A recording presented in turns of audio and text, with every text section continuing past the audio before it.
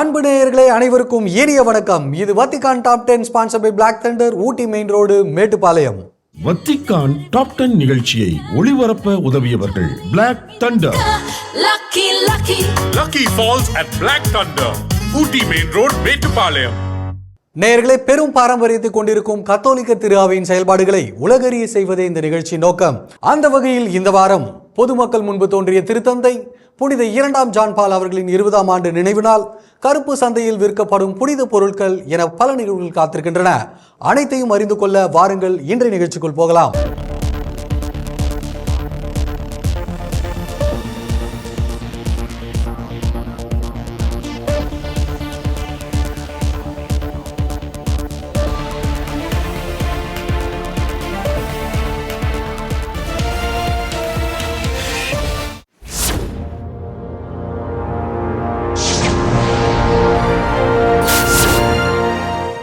மருத்துவமனையிலிருந்து தனது இல்லம் திரும்பிய திருத்தந்தை அவர்கள் முதலாக பொதுமக்கள் மத்தியில் தோன்றினார்.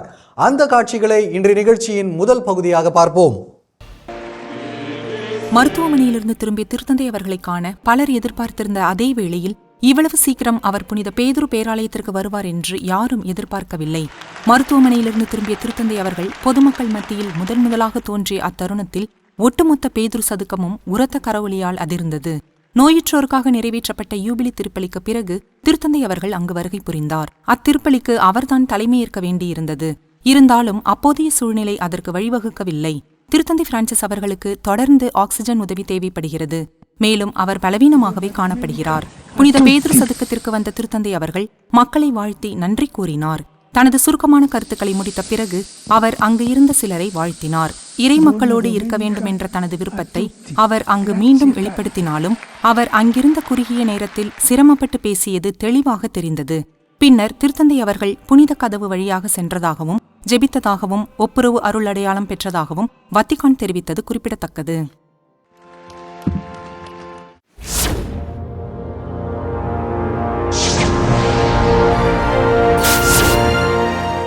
திருத்தந்தை புனித 2ஆம் ஜான் பால் அவர்களின் 20ஆம் ஆண்டு நினைவு நாளில் கர்தினால் பியத்ரோ பரோலின் அவர்கள் கூறியவற்றை இந்த பகுதியில் காண்போம்.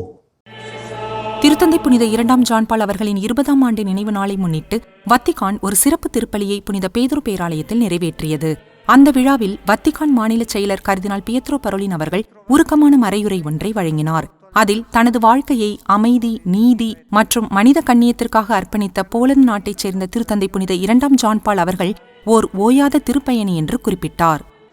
அமைதிக்கான அவரது அயராத சேவை, அவரது உணர்வு பூர்வமான எச்சரிக்கைகள், போர்களை தடுக்கும் முயற்சியில் அவர் மேற்கொண்ட அரசணைய முயற்சிகள் மற்றும் உடல் வலிமை இழந்த அவரது வாழ்வின் இறுதி காலம் வரை அவர் மேற்கொண்ட முயற்சிகள் அனைத்தையும் நன்றியோடும் வியப்போடும் நினைவு கூறுகிறோம். பெரிய இறைவாக்கினர்களுக்கும் நேர்வது போல் அவரது பல வேண்டுகோள்களும் எச்சரிக்கைகளும் எதிர்பாராத விதமாக செவிசாய்க்கப்படாமல் போனது வருத்தமளிக்கிறது. இந்த விழாவில் சில அரசாங்க அதிகாரிகளும் கலந்து கொண்டார்கள். அவர்களில் இத்தாலிய பிரதமர் ஜார்ஜியா மெலோனி மற்றும் கிராக்கோவின் ஓய்வு பெற்ற பேராயரும் 2ஆம் ஜான் பால் அவர்களின் முன்னாள் தனி செயலாளருமான கர்தினால் ஸ்தானிஸ்லா ஜுவிஸ் ஆகியோர் குறிப்பிடத்தக்கவர்கள் ஆவர். இப்போது அவர் நம்மை விண்ணுலகத்திலிருந்து பார்த்து கொண்டிருக்கிறார். நிலைவாழ்வுக்கான அவரது பயணத்தில் முழு திரு அவையும் அவருக்கு ஆதரவாக இருக்கின்றது என்று நாங்கள் உறுதியாக நம்புகிறோம். மருத்துவர்கள் பரிந்துரைப்படி ஓய்வில் இருக்கும் திருத்தந்தை பிரான்சிஸ் அவர்கள் இந்த கொண்டாட்டத்தில் கலந்து கொள்ள முடியவில்லை என்பது கவனிக்கத்தக்கது.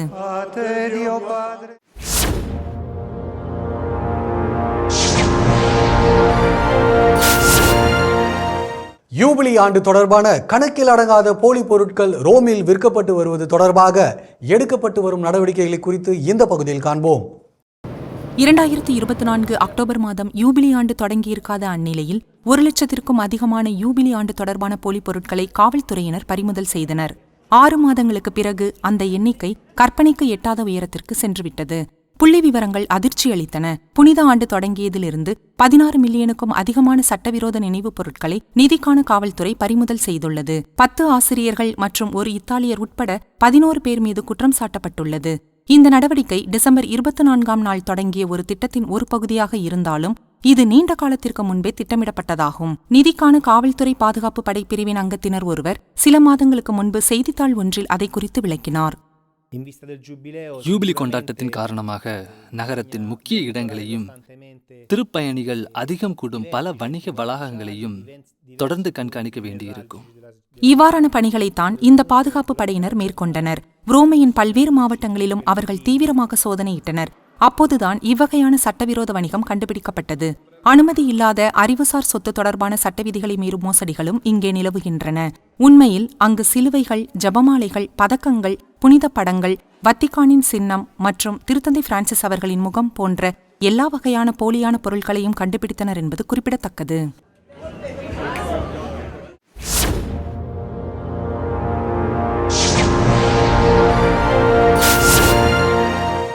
எந்த சூழ்நிலையில் திருத்தந்தை 2ஆம் ஜான் பால் அவர்கள் திருத்தந்தையாக தேர்ந்தெடுக்கப்பட்டார் என்பதை குறித்து இந்த பகுதியில் காண்போம். திருத்தந்தையாக தேர்ந்தெடுக்கப்பட்ட 1ஆம் ஜான் பால் அவர்கள் 33 நாட்களில் இறந்துவிட்டதை அடுத்து 1978 அக்டோபர் 14ஆம் நாள் சிஸ்டைன் சிற்றாலயத்தின் கதவுகள் திருத்தந்தை தேர்தலுக்காக மீண்டும் மூடப்பட்டன. புதிய திருத்தந்தை தேர்ந்தெடுக்கப்பட வேண்டியிருந்த காரணத்தால் போலந்து கர்தினால் கரோல் அவர்கள் கிராக்கோவிலிருந்து ரோம் திரும்ப வேண்டியிருந்தது. 3 நாட்கள் வாக்கெடுப்புக்கு பிறகு போலந்து நாட்டின் கர்தினால் 2ஆம் ஜான் பால் அவர்கள் திருத்தந்தையாக தேர்ந்தெடுக்கப்பட்டார். இதற்கு முந்தைய 4 நூற்றாண்டுகளில் இத்தாலியர் அல்லாத முதல் திருத்தந்தை இவரே. திருத்தந்தைக்குரிய தேர்தல் முடிவுக்கு வந்த அடுத்த நொடியே வெள்ளை புகை வந்தது. கரோல் வைடிலா அவர்களா என்று மக்கள் ஆச்சரியப்பட்டனர். நான் சத்தமாக கூறினேன், கரோல் வைடிலா அவர்கள்தான் அடுத்த திருத்தந்தை. மகிழ்ச்சியில் எனக்கு மாரடைப்பே வந்திருக்கும். அவர் தோன்றிய முதல் நொடியிலிருந்தே ஏதோ புதியது தோன்றுகிறது என்ற உணர்வு எங்களுக்கு இருந்தது. அவர் ஒரு நல்ல மனிதர் என்பதற்காக மட்டுமல்ல, அவர் 58 வயதுடையவர். அவருக்கு அபாரமான கடவுள் அருள் இருந்தது தெரிந்தது. அதுவரை புதிய திருத்தந்தை அவர்கள் தனது நாடான போலந்துக்கு வெளியே அறியப்படாதவராக இருந்தார். அவரது வாழ்க்கையும் எளிதாக இருக்கவில்லை. அவர் ஒரு கல் குவாரியில் கல் வெட்டுபவராக இருந்து பின்னர் ஒரு தொழிற்சாலையில் வேலை செய்தார். மேலும் அவர் குருத்துவ கல்லூரியில் படித்ததும் ரகசியமாகவே இருந்தது.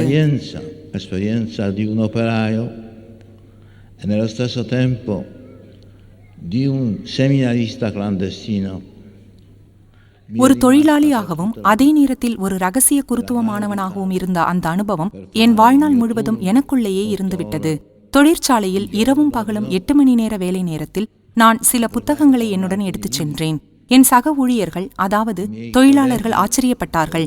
ஆனால் அதிர்ச்சி அடையவில்லை என்று அவரது கல்லூரி வாழ்க்கை குறித்து 2003ஆம் ஆண்டுக்குரிய ஆவணம் குறிப்பிடுகிறது.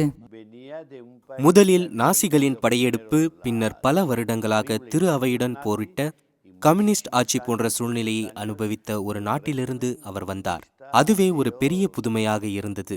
உண்மையில் அவர் மக்களின் எதிர்பார்ப்புகளுக்கு அப்பாற்பட்டவராக இருந்தார். திரு அவை பழக்கப்படாத ஒரு புரட்சிகரமான திருத்தந்தையாக அவர் இருந்தார்.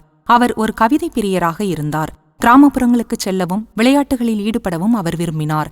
அதனால் அவர் கடவுளின் தடகள வீரர் என்றும் அழைக்கப்பட்டார். அவர் நடிகர்கள், நடிகைகள், இளைஞர்கள், சிறுவர் மற்றும் சிறுமிகளுடன் இருந்தவர். அவர் மலையேற்றம் செல்வார், படகு சவாரி செய்வார், பனிச்சறுக்கு விளையாட்டில் ஈடுபடுவார். இங்கேயும் அவர் அவற்றை செய்ய தொடங்கினார். அவர் திருத்தந்தையாக இருந்த 27 ஆண்டுகளில் 100க்கும் மேற்பட்ட முறை வத்திக்கானிலிருந்து பனிச்சறுக்கு விளையாட சென்றிருக்கிறார். தனது விடுமுறை நாளான செவ்வாய்க்கிழமைகளில் அவர் இவ்வாறு செய்வார். அடையாளம் தெரியாத ஒரு காரில் ரோம் நகரிலிருந்து சுமார் 200 கிலோமீட்டர் தூரம் செல்வார். அவர் மேற்கொண்ட நீண்ட சர்வதேச பயணங்களுடன் இந்த சிறிய விடுமுறைகளையும் இணைத்துக் கொண்டார். அதற்காக அவர் உலகைச் சுற்றி வரும் திருத்தந்தை என்றும் அழைக்கப்பட்டார். அவர் மேற்கொண்ட 104 பயணங்களில் ஆப்பிரிக்க கண்டம் முழுவதையும், லத்தீன் அமெரிக்க கண்டம் முழுவதையும், ஆசியாவின் பல நாடுகளையும், ஐரோப்பாவின் அனைத்து நாடுகளையும் அவர் பார்வையிட்டிருந்தார். அதன் காரணமாக அவர் உலகைச் சுற்றும் பயணி என்றும் அழைக்கப்பட்டார். அவர் ஒரு திருப்பயணியாக இருந்ததை தாண்டி அவர் மக்களோடு பழகும் விதம் வத்திக்கான் முழுவதும் பரவியிருந்தது. அவரின் உதவியாளர்கள் தொடங்கி தொழிலாளர்கள் வரை அவருக்கு அருகிலிருந்த ஒவ்வொருவரும் ஒரே விதமான அனுபவத்தை பகிர்ந்து கொண்டனர்.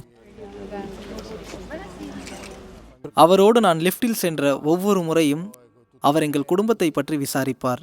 அவர்கள் எப்படி இருக்கிறார்கள், எல்லோரும் நலமாக இருக்கிறார்களா என்று கேட்பார்.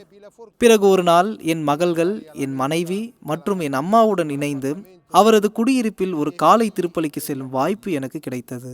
அவர் என்னை ஒரு மகனைப் போல நடத்தினார். நான் அவரை ஒரு தந்தையைப் போல பார்த்தேன். நான் எப்படி இருக்கிறேன், வீட்டில் என் மனைவி எப்படி இருக்கிறார் என்று கேட்பார். அவர் என் மனைவியிடம் 3 முறை பேசியிருக்கிறார்.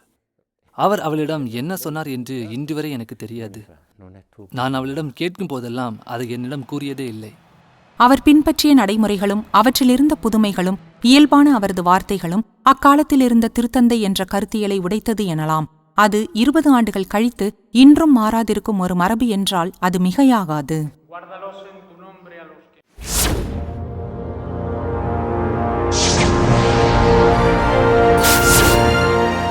திருத்தந்தை 2ஆம் ஜான் பால் அவர்கள் மேற்கொண்ட திருத்தூது பயணங்கள் குறித்து இந்த பகுதியில் காண்போம். திருத்தந்தை 2ஆம் ஜான் பால் அவர்கள் தனது திருத்தூது பயணங்களின் போது 30 முறைக்கு மேல் உலகை சுற்றி வந்திருக்கிறார். 27 ஆண்டுகளில் கிட்டத்தட்ட 104 முறை இத்தாலிக்கு வெளியே பயணம் செய்தார். இவ்வெண்ணிக்கை அக்காலத்தின் எந்த ஒரு அரசு தலைவர் சென்றதையும் விட அதிகமாகும். போலந்து நாட்டைச் சேர்ந்த அவர் மொத்தமாக 8,07,000 மைல்களுக்கு மேல் பயணம் செய்திருக்கிறார். அவரது பயண திட்டங்களில் ஏற்படும் மாற்றங்கள் காரணமாக அவருடன் பயணிப்பது சிக்கல் மிகுந்த ஒன்றாக மாறிவிட்டது. சில சமயங்களில் கடைசி நிமிட மாற்றங்கள் ஏற்படும். உதாரணமாக ஆப்பிரிக்க நாடுகளுக்கான அவரது பயண திட்டங்களில் பலவற்றில் இப்படி நடந்திருக்கிறது. ஓர் ஊர்வலத்தில் நாங்கள் அனைவரும் அவருக்கு பின்னால் சென்று கொண்டிருந்தோம். திடீரென்று அவர் ஒரு குடிசைக்குள் நுழைவதைக் கண்டோம். அங்கு ஒரு குடும்பம் இருந்தது. அந்த குடும்பம் யார் என்று எங்கள் யாருக்கும் தெரியாது. அவர் அங்கிருந்த குழந்தைகளை முத்தமிட்டு அவர்களின் தாயை அரவணைத்துக் கொண்டார். அவர்களுக்கு கணிசமான தொகையை நன்கொடையாக அளித்தார். அவர் தனது இதயத்தின் விருப்பத்திற்கு ஏற்ப செயல்பட விரும்பும் நபராகத்தான் இருந்தார். திருத்தந்தை 2ஆம் ஜான் பால் அவர்களின் பயணங்கள் எவ்வாறு திட்டமிடப்பட்டன என்றால் அதற்கான தயாரிப்புகள் எல்லாம் மாதக்கணக்கில் நீடித்தன மற்றும் பல சோதனைகளை உள்ளடக்கியிருந்தன. எல்லாவற்றிற்கும் மேலாக அது அவ்வளவு எளிதானதும் அல்ல. 1979 திருத்தந்தை அவர்கள் மெக்சிகோ நாட்டிற்கு பயணம் செய்ய வேண்டாம் என்று அறிவுறுத்தப்பட்டார். அங்கே கத்தோலிக்கர்களின் நிலைமை மோசமாக இருந்தது. அங்கே பொதுவெளியில் திருப்பலிகள் நிறைவேற்ற முடியாது. குருக்கள் அங்கி அணியவும் முடியாது.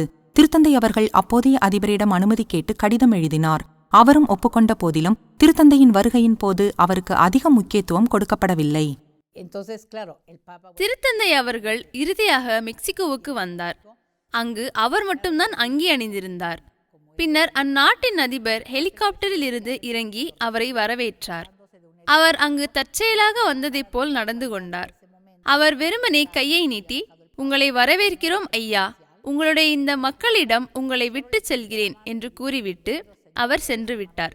பின்னர் திருத்தந்தை 2ஆம் ஜான் பால் அவர்கள் சுற்றி பார்த்துவிட்டு, "என் உதவியாளர்கள் சொன்னது சரிதான்" என்றார். திருத்தந்தை 2ஆம் ஜான் பால் அவர்களின் பயணங்கள் எதற்காக அறியப்படுகின்றனவோ இல்லையோ அவரின் பத்திரிகையாளர் சந்திப்புகளுக்காக பெரிதும் அறியப்படுகின்றன.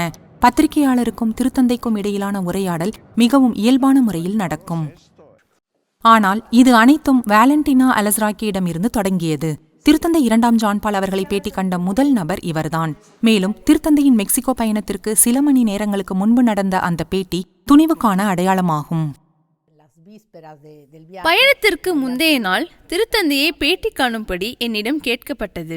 நான் திருத்தந்தையர்கள் பேட்டி அளிப்பதில்லையே என்று சொன்னேன். அதற்கு என் முதலாளி, "அது உன் பிரச்சனை" என்று சொல்லி போனை வைத்துவிட்டார். அதனால் நான் ஒரு தொப்பி அணிந்து ஒளிந்து கொள்ள வேண்டியிருந்தது. திருத்தந்தை அவர்கள் வந்தார்கள். நான் ஒரு ஒலிவாங்கியுடன் திடீரென வந்து அவரை கேட்டேன். அவரும் மெக்சிகோவுக்கான தனது முதல் வார்த்தைகளாக அந்நாட்டை ஆசீர்வதித்தார். திருத்தந்தை அவர்கள் ஏறிய விமானத்தில் அப்பெண்ணும் ஏறினார். அந்த விமானத்தில் திருத்தந்தையுடன் வந்த ஒரே பெண் பத்திரிகையாளர் அந்த மெக்சிகோ பெண்மணிதான். அவருக்கு அப்போது 22 வயது மட்டுமே. எந்த நம்பிக்கையில் மெக்சிகோ நாட்டிற்கு செல்கிறீர்கள் என்று அப்பெண் கேட்டபோது தன்னுடைய மிகப்பெரிய நம்பிக்கையாக குவாதலூப்பே அன்னையை திருத்தந்தை அவர்கள் குறிப்பிட்ட தருணம் மிகவும் சிறப்பு வாய்ந்ததாகும்.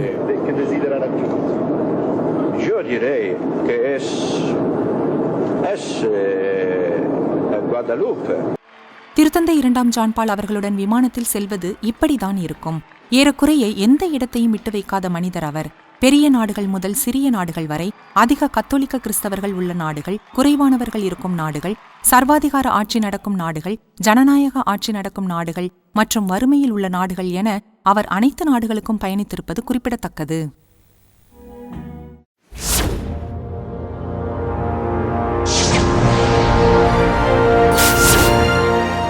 திருத்தந்தையர்கள் பொதுவாக தங்கள் உணர்ச்சிகளை முகத்தில் வெளிக்காட்டாதவர்களாக அறியப்பட்டாலும் திருத்தந்தை 2ஆம் ஜான் பால் அவர்களின் இந்த பரிமாணம் யாரும் அறியாத ஒன்றாகும். அது என்னவென்று இந்த பகுதியில் காண்போம்.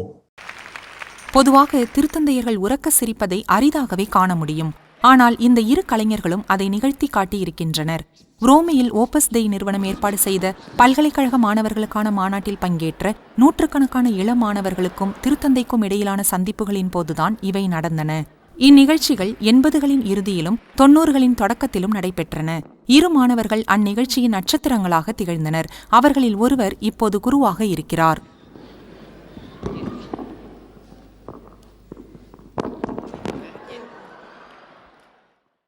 புனித 2ஆம் ஜான் பால் அவர்கள் ஒரு சாதாரண கோமாளியின் எளிய நகைச்சுவையை பெரிதும் விரும்பினார். தொலைக்காட்சியிலோ அல்லது சர்க்கஸிலோ நாம் பார்த்திருப்போம். எது அவரை அதிகமாக மகிழ்வித்தது, அதிகமாக சிரிக்க வைத்தது என்று நாங்கள் பார்த்தபோது அவை எளிய விஷயங்கள் மற்றும் எளிய நகைச்சுவைகள்தான். சிக்கலானவை எதுவும் இல்லை. இதுபோன்ற நிகழ்ச்சிகள் 6 வெவ்வேறு ஆண்டுகளில் மீண்டும் மீண்டும் நிகழ்த்தப்பட்டன. அவற்றில் திருத்தந்தை 2ஆம் ஜான் பால் அவர்களின் நல்லுறவை அந்த புகழ்பெற்ற கோமாளியும் அவரது உதவியாளர்களும் காண முடிந்தது. பின்னர் இன்னொரு முறை புனித 2ஆம் ஜான் பால் அவர்களை பார்த்தேன். அப்போதுதான் நாங்கள் ஒரு இசைக்கலைஞர் மற்றும் ஒரு பாடகரை வசியப்படுத்தினோம். நாங்கள் புனித 2ஆம் ஜான் பால் அவர்களையும் அங்கு ஹிப்னாட்டைஸ் செய்திருந்தோம். மேலும் கீழும் எந்த பிடிமானமும் இல்லை என்பதை காட்ட ஒருவர் அவரின் கீழ்ப்பக்கம் சென்றார். நான் திருத்தந்தை அவர்களை பார்த்தேன். அவர் மிகவும் சிவந்து காணப்பட்டார். அதிகமாக சிரித்து அவருக்கு கண்ணீரே வந்துவிட்டது. ஒரு கட்டத்தில் நாங்கள் அந்த மேஜிக் நிகழ்வை நிறுத்திவிடலாம் என்று கூட நினைத்தோம். அவர் மிகவும் அதிகமாக சிரித்து நாற்காலியிலிருந்து விழும் நிலைக்கே வந்துவிட்டார். அதனால் அடுத்த ஆண்டு சுவிஸ் காவலர்களின் தலைவர் ஒருவர் என்னிடம் வந்து, கடந்த ஆண்டு நிகழ்வு மீண்டும் நடக்கக்கூடாது என்றார். ஏன் என்று கேட்டதற்கு அவர், திருத்தந்தை அவர்கள் மிகவும் அதிகமாக சிரித்தார் என்றும் அதனால் அவரின் உடல் நலம் குறித்து நாங்கள் பயந்தோம் என்றும் கூறினார். அவர் அதை நகைச்சுவையான தொனியில்தான் சொன்னார், ஆனால் அது உண்மைதான். திருத்தந்தை அவர்கள் நிச்சயமாக மற்ற சந்தர்ப்பங்களில் இன்னும் அதிகமாக சிரித்திருக்கலாம், ஆனால் அது பதிவு செய்யப்படவில்லை. எனவே திருத்தந்தையை சிரிக்க வைத்து அதை பதிவு செய்ததில் எனக்கு அதிக மகிழ்ச்சியும் பெருமையும் உண்டு. இப்படிப்பட்ட நிகழ்ச்சிகளின் போது பங்கேற்பாளர்கள் ஒரு பரிச்சயமான செயல்முறையை எதிர்பார்க்கிறார்கள் என்று இந்த மேஜிக் கலைஞர்கள் கூறுகிறார்கள். டியாகோ போன்ற சிலர் அதை செய்ய முடிவு செய்தார்கள். அதன் மூலம் அவர்கள் யாரும் காணாத சில தனித்துவமான வெளியிடப்படாத காட்சிகளை உலகிற்கு வழங்கியிருக்கின்றனர் என்பது குறிப்பிடத்தக்கது.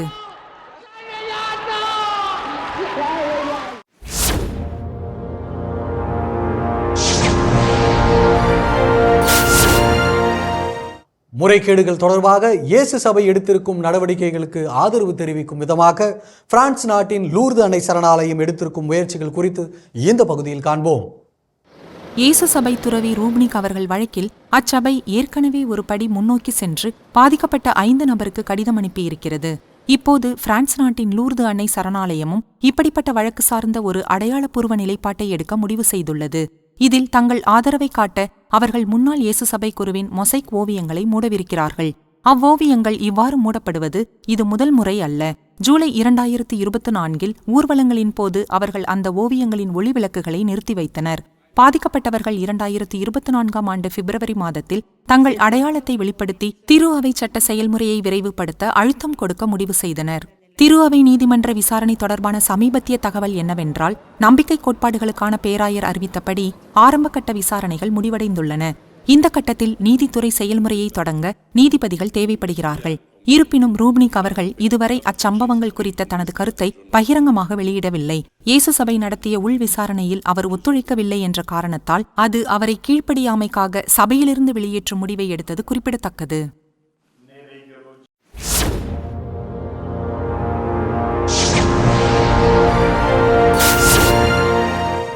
இணையதள கருப்பு சந்தையில் அருளாளர் கார்லோ அக்குட்டிஸ் அவர்களின் புனித பொருட்கள் விற்கப்படுவதற்கு எதிராக அசிசி நகரின் ஆயர் அவர்கள் கருத்து தெரிவித்திருக்கிறார். அதை பற்றி இந்த பகுதியில் காண்போம்.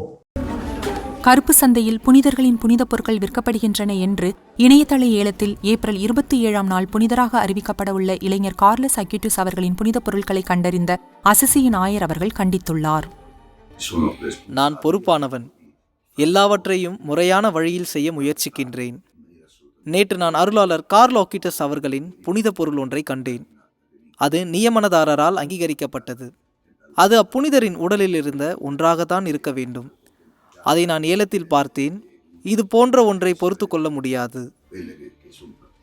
புனித பிரான்சிஸ் அசிசி போன்ற பிற புனிதர்களையும் பாதிக்கும் இந்த நிகழ்வுகளை கேள்விப்பட்ட ஆயர் அவர்கள் விசாரணைக்காக வழக்கறிஞர் அலுவலகத்தில் புகார் அளித்தார். நான் உடனடியாக காவல்துறையிடம் இந்த அறிக்கையை ஏற்றுக்கொள்ளும்படி கேட்டேன். முடிந்தால் இந்த புனித பொருளை பறிமுதல் செய்யும்படியும் கேட்டேன். அது அனைத்தும் போலியான செய்தியாகவோ இணையத்தில் உருவாக்கப்பட்டதாகவோ இருந்தால் அதன் நம்பகத்தன்மையை நம்மால் சரிபார்க்க முடியாது. அதை பின்னர் சட்ட அமலாக்க பிரிவும் நீதித்துறையும் செய்யும். மேலும் இப்படிப்பட்ட வணிகத்தை திரு அவை சட்டம் தடை செய்கிறது என்றும், புனித பொருட்கள் இலவசமாக வழங்கப்படுகின்றன என்றும், அதிகபட்சமாக அவை எந்த ஆலயத்திலிருந்து வந்ததோ அதே ஆலயத்திற்கு காணிக்கையாக செலுத்தப்படுகின்றன என்றும் ஆயர் அவர்கள் விளக்கினார்.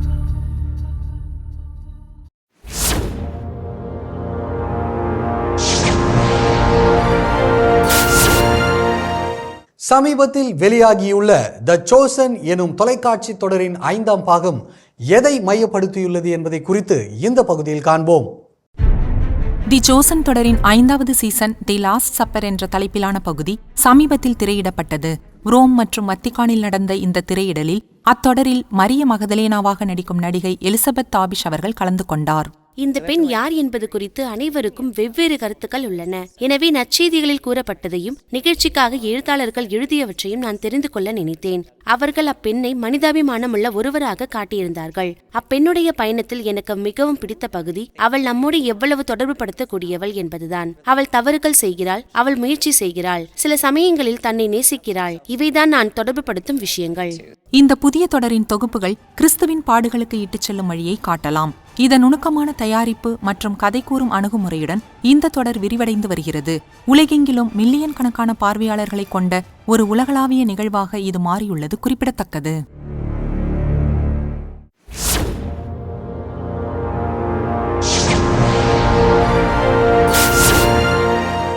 புனித அவிலா தெரேசா அவர்களின் 50 வயது தோற்றம் எப்படி இருந்திருக்கும் என்ற கேள்விக்கு விடையளிக்கிறது இன்றைய நிகழ்ச்சியின் இந்த இறுதி பகுதி. இது புனித அவிலா தெரசா அவர்கள் அவரது ஆன்மீக வாழ்க்கையின் ஒரு முக்கிய தருணமான 50வது வயது தோற்றமாக இருக்கலாம். அவரது 510வது பிறந்த நாளை முன்னிட்டு இப்புனிதையின் புனித பொருட்களை ஆய்வு செய்ய இந்த பணி மேற்கொள்ளப்பட்டது. இப்பணி மிகவும் நவீன தொழில்நுட்ப முறைகளை பயன்படுத்தி மேற்கொள்ளப்பட்டது. 2024ஆம் ஆண்டு ஆகஸ்ட் மாதத்தில் அவரது கல்லறை திறக்கப்பட்டதை தொடர்ந்து தொடங்கப்பட்ட ஆய்வின் விளைவு இது. இதற்கான ஒப்புதலை வத்திக்கான் வழங்கியிருந்தது. இந்த பணியில் இத்தாலி மற்றும் ஆஸ்திரேலிய பல்கலைக்கழகங்களைச் சேர்ந்த நிபுணர்கள் ஈடுபட்டனர். 16ஆம் நூற்றாண்டின் ஸ்பானிய புனிதரும் மற்றும் ஆன்மீகவாதியுமான புனித அவிலா தெரசாவின் மிகவும் நம்பகமான தோற்றம் இதுவாக இருக்கலாம் என்று கருதப்படுகிறது. அவரது உடல் மே 11 முதல் 25 வரை அவர் இறந்த இடமான ஆல்பா தி டாம்ஸில் பொதுமக்களின் பார்வைக்காக வைக்கப்படும். 400 ஆண்டுகளில் இது 4வது முறையாக காட்சிப்படுத்தப்பட உள்ளது என்பது குறிப்பிடத்தக்கது. என் அன்பு நேயர்களே, இன்றைய நிகழ்வுகள் அனைத்தும் நீங்கள் பயன்பெறும் வகையில் அமைந்திருக்கும் என்று நாங்கள் நம்புகிறோம். மீண்டும் அடுத்த வாரம் இதே நிகழ்ச்சியில் உங்களை சந்திக்கிறோம். இது Vatican top 10 sponsored by Black Thunder, Ooty main road, Mettupalayam. நன்றி, வணக்கம். மரியே வாழ்க. வத்திக்கான் டாப் 10 நிகழ்ச்சியை ஒளிபரப்ப உதவியவர்கள் Black Thunder. Lucky Falls at Black Thunder, Ooty Main Road, Mettupalayam.